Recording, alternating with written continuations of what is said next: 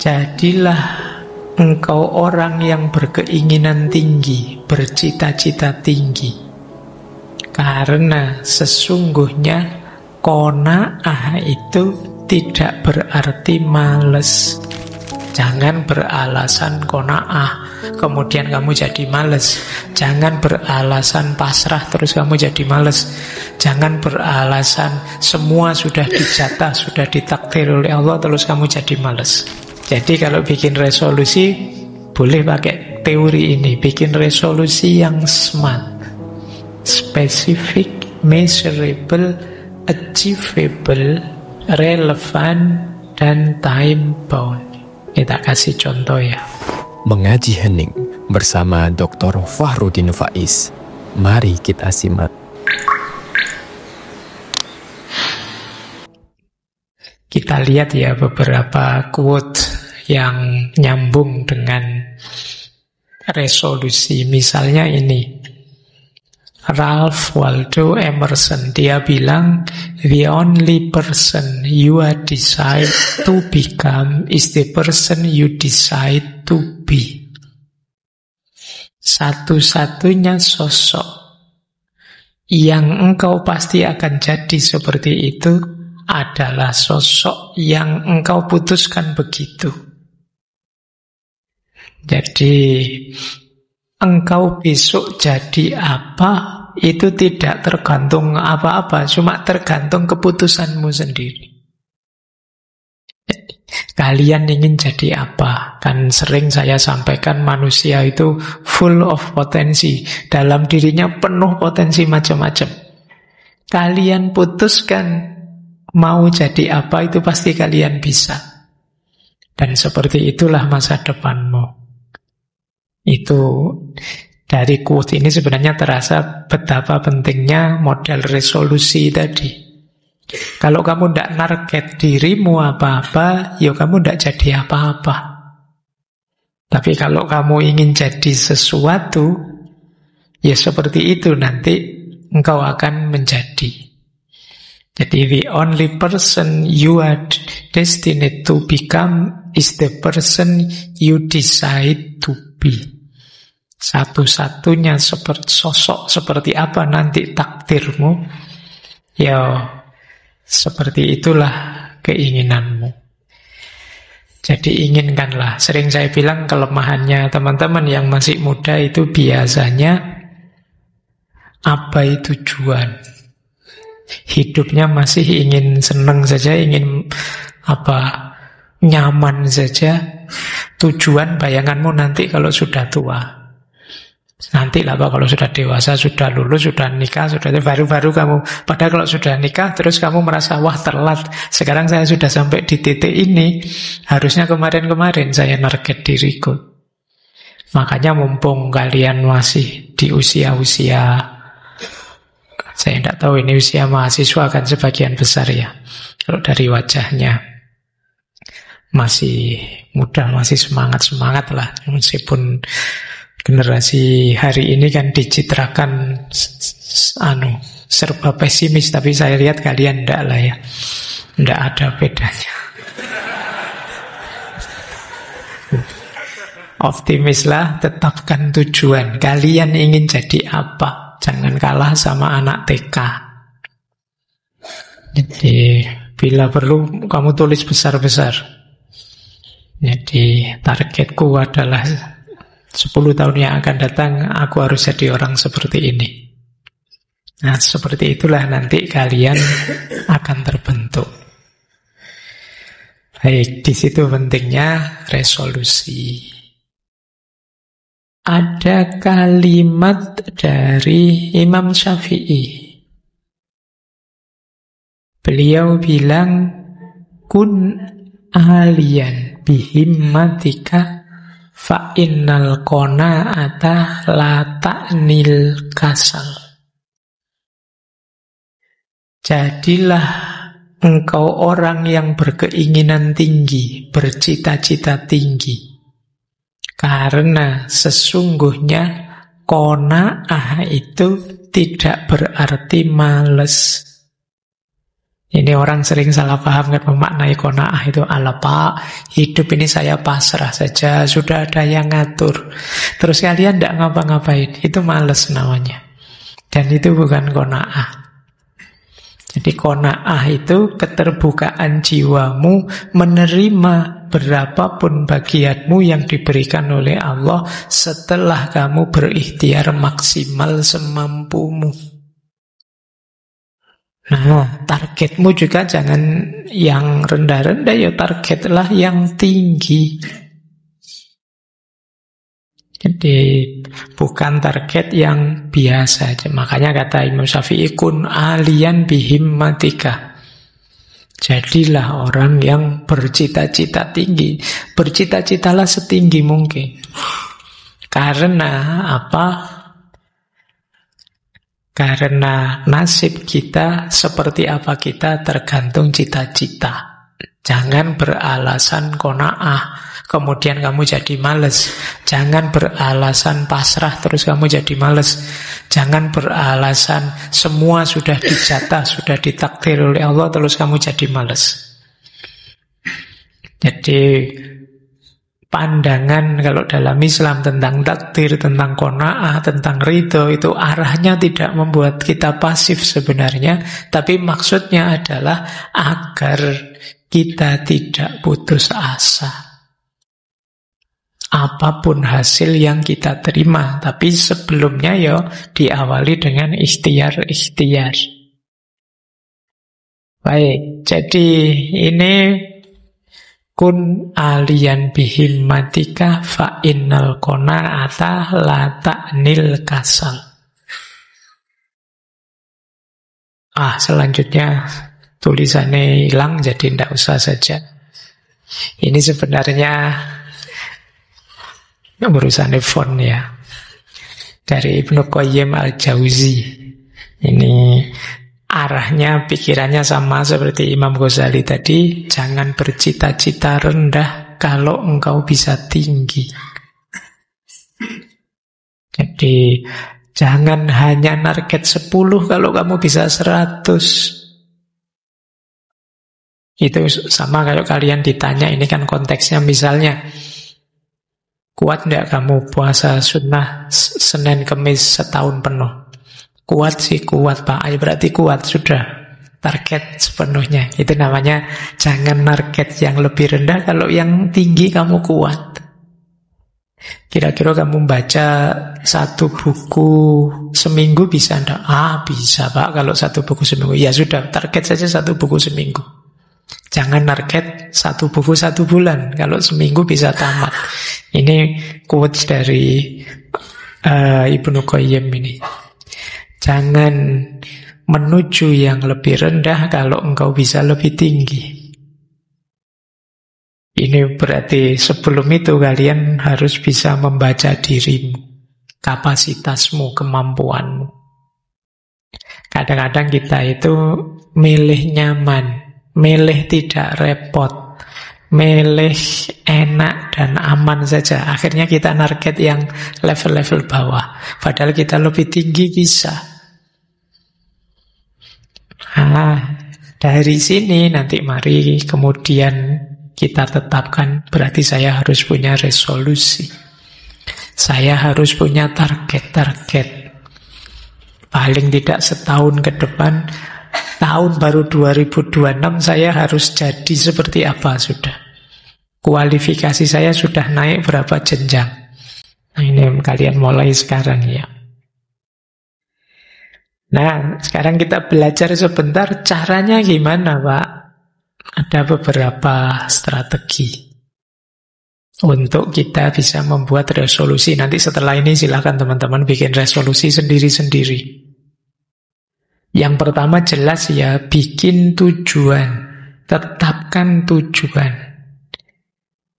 Diingat-ingat tujuan yang spesifik, jangan yang umum. Kalau umum biasanya tidak jalan. Kamu cita-citanya jadi apa? Jadi orang yang berguna, Pak, bagi nusa, bangsa, agama, dan orang tua. Wis itu alamat gak melaku, mesti. Tujuanmu terlalu umum. Jadi bikin yang spesifik, nanti ada rumusnya. Pak, saya target biar kualitas diri saya meningkat. Tahun ini saya harus menamatkan misalnya 10 buku filsafat pokok, 10 komik, 10 misalnya, kan boleh. Itu kan bisa diukur. Jadi bikin target yang spesifik, jangan yang umum. Saya ingin jadi orang yang lebih soleh, Pak. Ini terlalu umum. Spesifiknya, saya ingin sholat 5 waktu saya full, Pak. Tidak bolong-bolong lagi. Ini lebih spesifik. Jadi jangan membuat resolusi yang umum. Biasanya tidak jalan. Kalau kalian, Pak, saya ingin jadi anak baik. Itu berat. Mesti tidak jalan nanti. Jadi bikin target yang spesifik. Kemudian buat rencana bertahap. Apalagi kalau resolusi kita besar. Jadi kalau teman-teman ingin menguasai skill apa, itu bertahap. Bulan pertama bisa apa, bulan kedua bisa apa, bulan ketiga bisa apa. Sehingga nanti 12 bulan terwujud seperti yang kita inginkan. Kayak tadi, Pak, saya ingin hafal juz 30, Pak. Berapa surat di juz 30? Januari harus hafal berapa surat, Februari berapa surat, nanti sampai Januari 2026 tuntas, hafal semua juz 30. Nah, ini ada tahapan.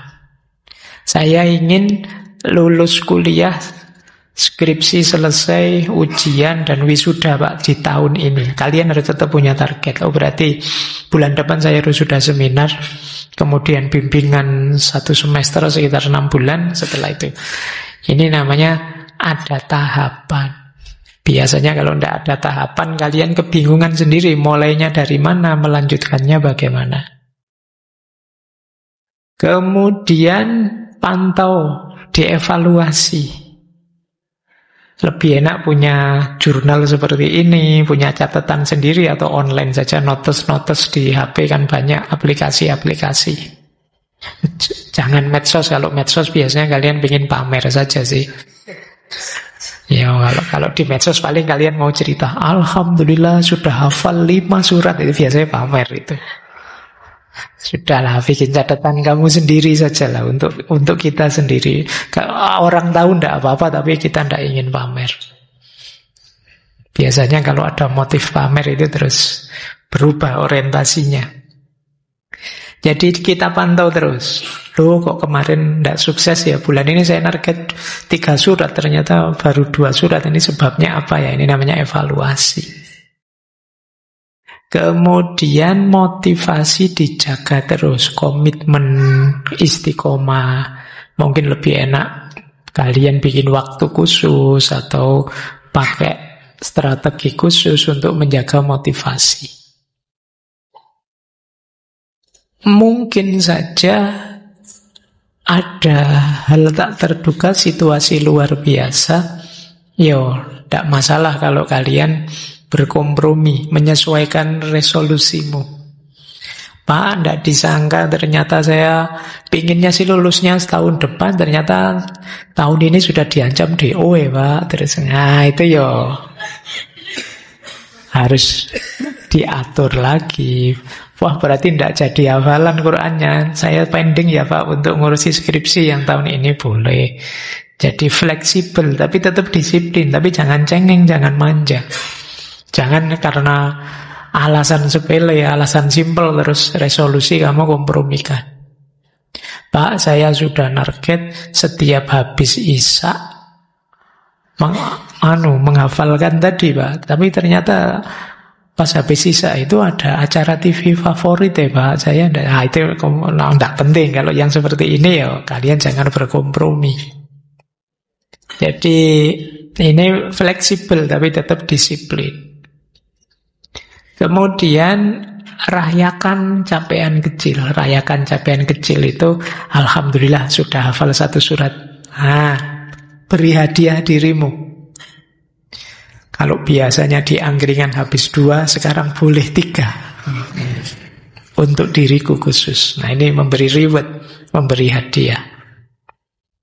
Ini biasanya nambah kamu semangat. Ya kalian sendiri yang ngatur ya, reward untuk dirimu apa. Apa nambah jam tidurnya ditambah setengah jam, Mbak, boleh. Atau apalah gitu. Silakan kamu kasih reward sendiri dirimu. Jadi strateginya seperti ini teman-teman ya. Jadi tidak sekedar pokoknya saya harus begini titik.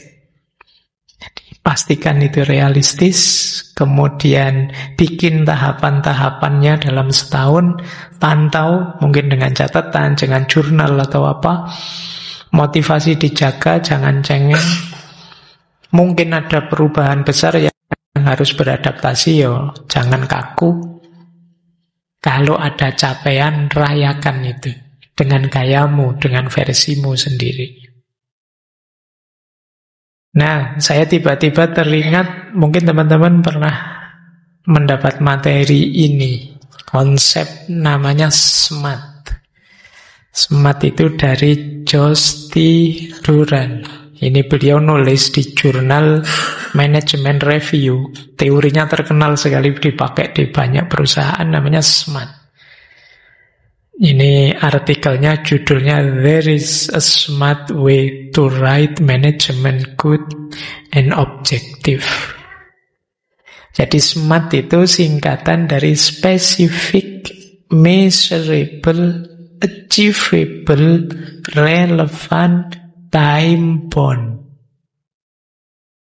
Spesifik itu seperti tadi ya, konkret, jelas, tidak ngawang-ngawang.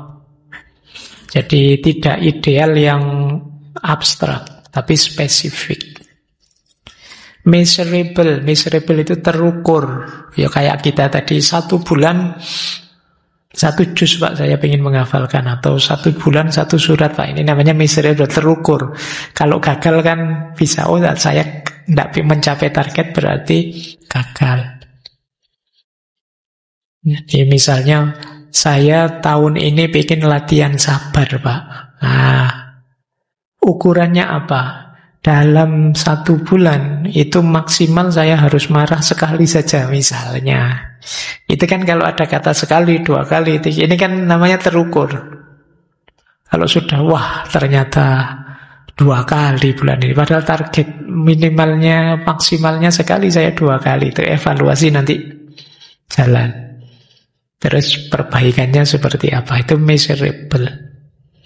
Kemudian achievable. Jangan bikin resolusi yang kalian tidak bisa mencapai. Konkret sih, measurable sih, tapi tidak achievable. Tidak bisa dijangkau. Wallahu a'lam. Wong sekarang ngaji saja tidak pernah kok tiba-tiba target hafal 30 juz itu wis. Nah, ya, jadi baca buku aja berat.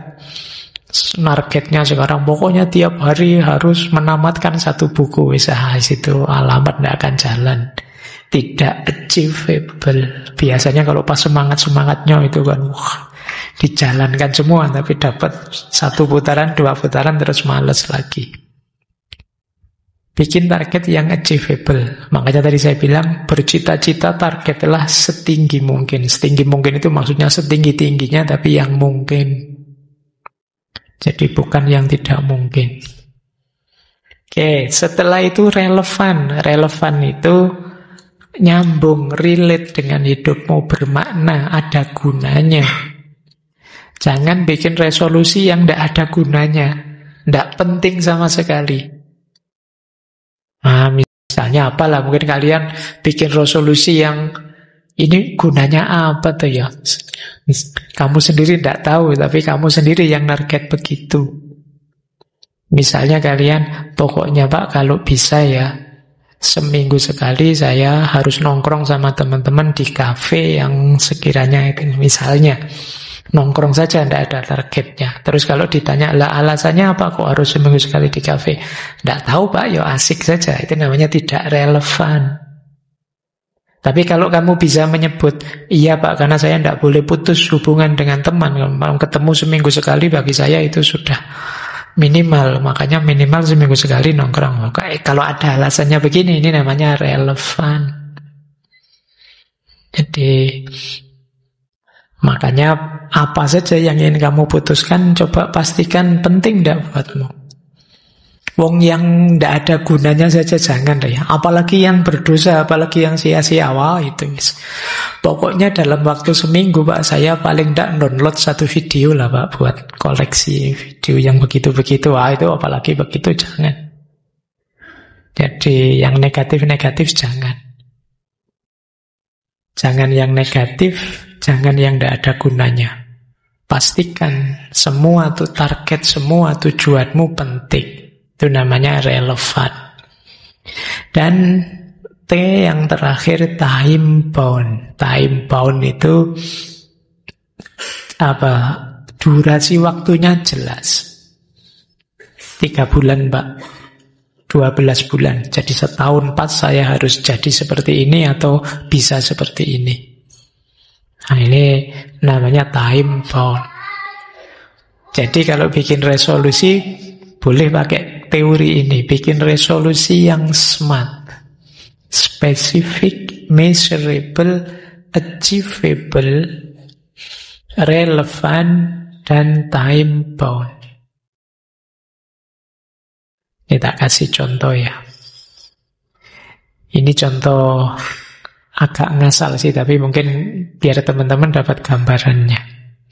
Misalnya, Pak, resolusi saya itu sebenarnya secara umum saya ingin lebih spiritual, ingin lebih dekat dengan Allah. Nah, tapi kalau hanya ini kan kurang spesifik, maka buatlah spesifik. Misalnya kalian buat spesifik begini, saya ingin sholat 5 waktu saya lengkap dan setiap hari ngaji 2 lembar, 2 halaman Al-Quran saja sudah. Nah ini spesifik, namanya kan jelas. Pokoknya sholatnya tidak bolong, plus setiap hari ngaji 2 halaman. Ini sudah terukur, sudah measurable, karena sholat tidak bolong itu berarti semua sholat dijalankan dan 2 halaman saja minimal. Terus achievable juga, bisa dijangkau. Kan mudah itu, kalau cuma 2 halaman kan kalian bisa menyisip-nyisipkan waktu. Di antara mungkin waktu maghrib sama isya atau habis subuh dan lain sebagainya. Itu namanya achievable. Relevan tentu saja karena kita orang beragama, kedekatan kita dengan Allah itu penting, itu pasti relevan. Dan time bound. Time bound itu waktunya. Kamu target misalnya 1 tahun Pak, dengan strategi spiritual target saya tambah dekat pada Allah. Terus kamu ngatur langkah-langkah. Nah, yang awal tadi, yang ngaji dan sholat, itu bulan Januari, Pak.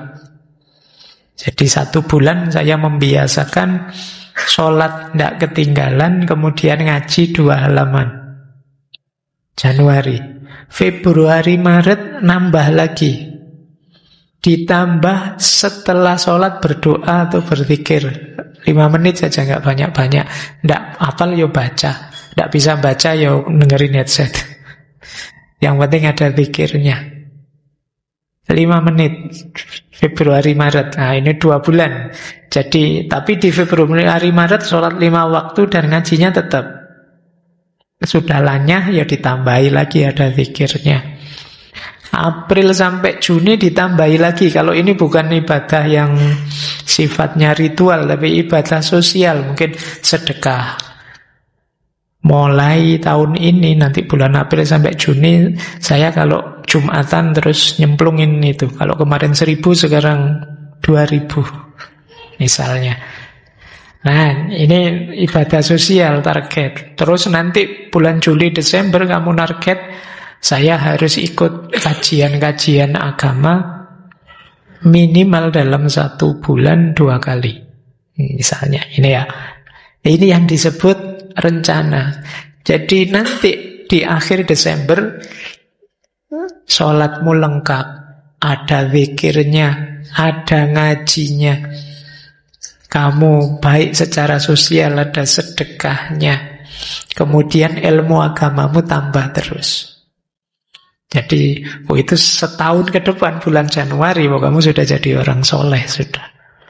Sudah luar biasa kan? Ya, selangkah-selangkah. Itu yang disebut resolusi. Jadi kelihatannya kan tidak berat. Makanya tadi istilahnya achievable. Bisa ditempuh sesuai waktunya. Ini bisa kalian pakai untuk apa saja. Jadi kalau ini contohnya agama. Untuk studimu juga boleh. Untuk mengupgrade kualifikasi intelektualmu juga boleh. Mungkin yang ingin jadi penulis, mulai target untuk punya karya tulis dalam setahun ini, dirancang step-stepnya dan seterusnya. Inilah resolusi namanya. Baik, sebentar lagi ya. Terus, kalau ini tantangan ya, ini yang paling sering ditanyakan kalau orang sudah bikin resolusi. Yang pertama, biasanya banyak yang bermasalah dengan keistiqomahan. Kalau di awal semangatnya tinggi, tapi lama-lama susut.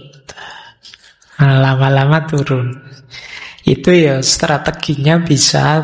Yang pertama coba teman-teman bikin resolusi, memang hal yang sangat penting. Sehingga kalau ditinggal itu rasanya tidak patut, tidak layak. Kayak tadi, sholat 5 waktu itu kan penting sekali. Jadi, wah, pingin sih rasanya kok pingin nyaman, kok agak males. Tidak boleh ini, kan harus itu. Jadi memang hal yang berarti.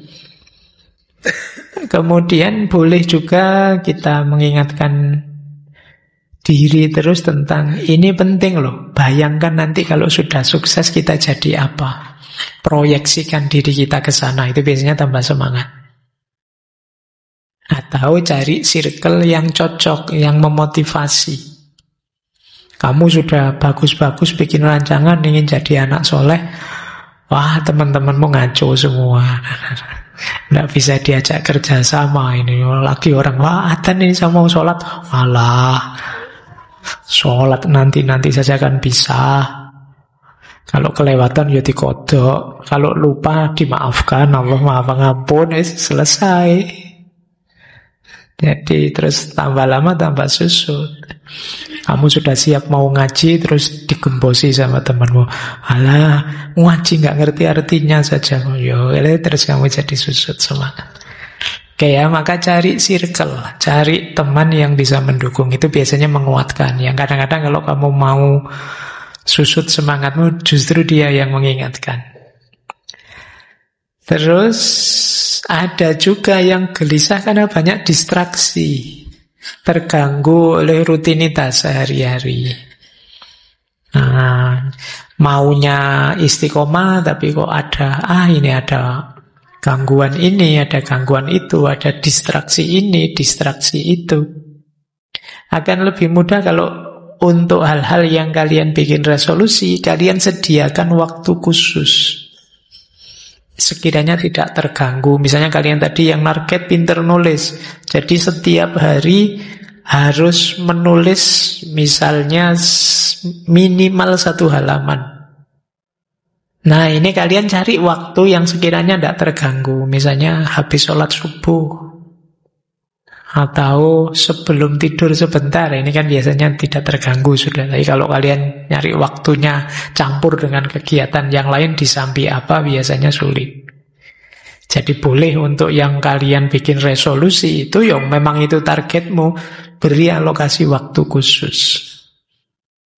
Boleh nyari alat bantu, banyak lah sekarang yang jurnal lah, aplikasi lah untuk mengingatkan. Saatnya ngaji, saatnya nulis, itu alarm gampang lah. HP-mu semua ada alarmnya mengingatkan. Kemudian banyak juga yang mundur karena gagal. Waduh Pak, ini saya sudah gagal ini bulan ini sholatnya bolong 5, berarti tidak lanjut ya? Lah ya tidak begitu. Ya. Jadi kegagalan kecil bukan berarti terus kamu menyerah di tengah jalan. Kan teorinya gagal itu proses belajar. Wah bulan ini bolong 5, kalau bisa ya bulan depan tidak lebih 5 lah, kalau bisa 3 itu meningkat. Kemarin bolong itu karena apa sih? Bulan depan harus dihindari ini yang membuat bolong. Nah, ini namanya belajar dari kegagalan. Kalau memang gagal, ya dimulai lagi, diulang lagi. Ini strateginya. Kadang-kadang kita gagal kecil, kita jadikan alasan untuk berhenti. Misalnya kalian target nulis misalnya, dikritik temenmu sedikit terus, berarti saya memang tidak bakat nulis terus selesai. Tidak begitu. Ya kegagalan itu berarti tanda untuk kita memperbaiki diri. Kalau temenmu kritik, ya baiknya bagaimana kemudian. Terus kamu tutupi, kamu atasi kekuranganmu. Ada lagi yang mengkritik, yang mengeluh sulit untuk mempertahankan semangat, apalagi untuk resolusi dalam jangka panjang. Yaitu sama seperti kesulitan istiqomah tadi ya. Bikin strategi yang menyenangkan. Kalian kalau targetnya sangat panjang, ya kalian bikin tahapan-tahapan. Jadi bulan ini dulu targetnya apa, atau semester ini dulu targetnya apa. Karena ini targetnya 5 tahun sih ya misalnya. Ya kamu pecah-pecah. Biar tidak membayangkan 5 tahunnya terus kamu jadi lelah. Kamu jadi, wah susah ini mesti. Pecah-pecah saja. Kemudian tadi ya, beri dirimu penghargaan-penghargaan. Bayangkan kalau kamu sukses mencapai ke sana. Sukses lulus S2, sukses lulus S3, itu mungkin jaraknya panjang. Itu kalau kalian mikir selesainya nanti di akhir, itu biasanya terus berat. Nah, orang Jawa menyebutnya awang-awangan. Awang-awangan itu, aduh kok berat itu. Nah, kamu pecah-pecah targetnya. Sebulanan atau 3 bulanan. Kemudian kadang-kadang juga banyak hambatan yang tidak terkendali. Misalnya, yaitu tadi, tiba-tiba ada pandemi, tiba-tiba ada musibah ini atau halangan itu. Ya seperti saya bilang tadi, fleksibel saja. Boleh kok kalau memang sangat mendesak, terus nego di waktunya misalnya, atau nego di targetnya misalnya. Setahun targetnya jus 30 Pak, ternyata banyak sekali halangan macam-macam yang tidak bisa ditinggal. Berarti saya perpanjang 1,5 tahun Pak. Ya, tidak apa-apa, ini memang tidak terhindarkan halangannya. Tapi jangan cengeng, bukan halangan-halangan biasa. Kemudian bosan. Nah, ini biasanya tantangan berat juga. Sudah semangat-semangat tapi diulang-ulang terus kalian rasanya bosan. Kayak gitu lagi, kayak gitu lagi. Ini penyakit bosan itu. Tapi ya kalian harus, kalau itu memang sesuatu yang baik, memang harus agak berani mendorong dirimu, agak mempush dirimu agar ayo istiqomah terus. Ayo kita jalankan terus, meskipun sambil pahit, meskipun sambil berat, tidak apa-apa. Wong itu baik. Ngaji sehari 1 juz misalnya, itu kan kadang-kadang kalau sudah bosen itu, ini ngapain yo sampai batasnya juz itu suwi bolak-balik. Tapi yo ayo dikuat-kuatkan sampai beneran di akhir. Ini latihan untuk jiwa kita, karena memang manusia itu punya karakter bosen antara lain. Jadi makanya dalam agama itu istiqomah sangat ditekankan. Kenapa? Karena kita punya karakter kebosanan. Jadi ini tantangan-tantangan bagi resolusi ya. Kalau teman-teman mau buat resolusi, siapkan segalanya, kemudian jalan. Percayalah kalau kalian bisa mewujudkan resolusimu, paling tidak rasa percaya dirimu akan naik, kebanggaanmu pada dirimu juga meningkat, dan tambah mantap kamu bikin resolusi-resolusi selanjutnya. Disitulah nanti kesuksesanmu di masa depan dimulai. Jadi silakan ya, mulai sekarang semua saja bikin target-target. Hubungannya apa Pak tema ini dengan filsafat? Manfaatkan filsafat untuk rujukanmu. Misalnya, Kalau resolusimu berhubungan dengan penguasaan diri, ketenangan, hidup yang tidak stres, tangguh menghadapi masalah, coba kamu baca-baca stoikisme. Kalau resolusimu misalnya berhubungan dengan capaian pribadi, karir yang meningkat, sukses ini, sukses itu, coba diperkuat dengan wawasan-wawasan eksistensialisme. Kalau kalian ingin jadi orang baik, orang yang berguna, kalian boleh virtu etik, jadi pribadi yang baik. Fokus pada akhlak, pada moral, dan lain sebagainya.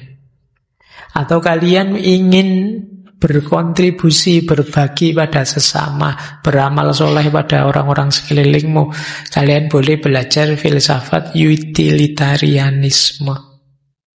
Atau mungkin resolusimu berhubungan dengan skill tertentu. Tahun ini saya harus bisa memperbaiki motor sendiri, Pak. Tahun itu, itu ya kamu boleh belajar pragmatisme. Pragmatisme itu mengajarkan kita jalan tercepat, terpendek untuk sampai pada hasil. Jadi belajar filsafat nanti banyak mendukung resolusi-resolusi yang kita buat. Ya kalian sendiri yang tahu yang terbaik untuk hidupmu. Pastikan ketika kalian membuat resolusi diawali dari pemahaman terhadap dirimu sendiri. Dibaca dulu diri kita, mana kurangnya, mana lebihnya. Di situ nanti kita baru bisa membuat satu resolusi yang realistis, yang achievable dan measurable. Kalau kita tidak paham diri kita, hanya lihat orang lain saja, tiba-tiba bikin resolusi ini, itu bisa saja nanti akan berhenti di tengah jalan. Karena tidak kompatibel dengan diri kita, dengan hidup kita. Terima kasih sudah menyimak. Semoga channel Mengaji Hening bersama Dr. Fahrudin Faiz selalu bisa memberikan ilmu, motivasi, dan kebermanfaatan. Salam sehat dan bahagia.